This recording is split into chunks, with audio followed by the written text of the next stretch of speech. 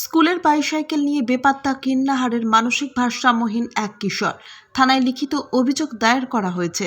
গত রবিবার স্কুল থেকে পাওয়া সবুজ সাথী প্রকল্পের নতুন বাইসাইকেল নিয়ে সকাল 10:30 নাগাদ কীর্ণাহার বাজারের দিকে আসে। তারপর থেকেই ওই কিশোরের আর কোনো খোঁজ খবর পাওয়া যাচ্ছে না বলে অভিযোগ ওই পরিবারের। যদিও ঘটনার 24 ঘন্টারও বেশি সময় অতিক্রান্ত হয়ে গেলেও এখনো পর্যন্ত কোনো খোঁজ মেলেনি বলেই জানা গিয়েছে।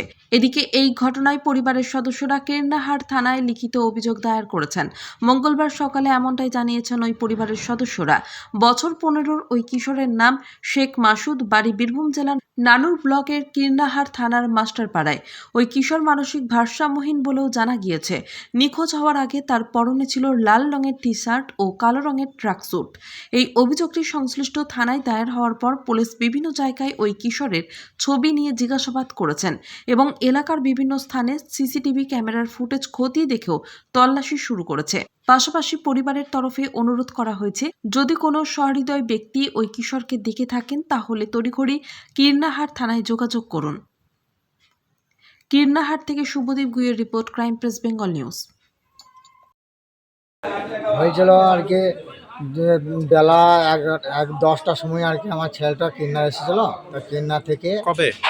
কালকে মানে রবিবার। হ্যাঁ, তখন থেকে আর আমি ছেলেটাকে আর খুঁজে পেয়েছি না। মানে কি সন্দেহ করছেন? আর আমার কিছু সন্দেহ যে কিন্না থেকে তো সরিয়ে যায় না কোনো জায়গা। হুম। তা আমার সন্দেহ যে কেউ নিয়ে পালিয়ে যায় যে মনে হয়, নাহলে তো কোনো জায়গায় যেতেই পারে না। আমি বহু খোঁজাখুঁজি করেছি।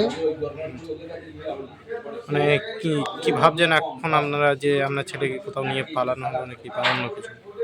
আমি আর ছেলেটাকে পেলি পার আমি খুব ভালো হব। মানে থানায় কি বিষয়টা জানিয়েছেন? হ্যাঁ, থানাকে বিষয়কে জানাইছেন। তারা কি বলছে? থানাতেও আমি এমনি এফআই করে করেছি। মানে কি বলছে থানা? থানা বলছে আমি দেখবো, তাই বলছে। ছেলেটার নাম? রোহন শেখ। বয়স কত? বয়স 15 বছর। সে কি মানসিক ভারসাম্যহীন না ভালো? এমনি না বলো, হ্যাঁ। মাসুম। আচ্ছা, আপনার নাম? আমার নাম নুর আলম শেখ।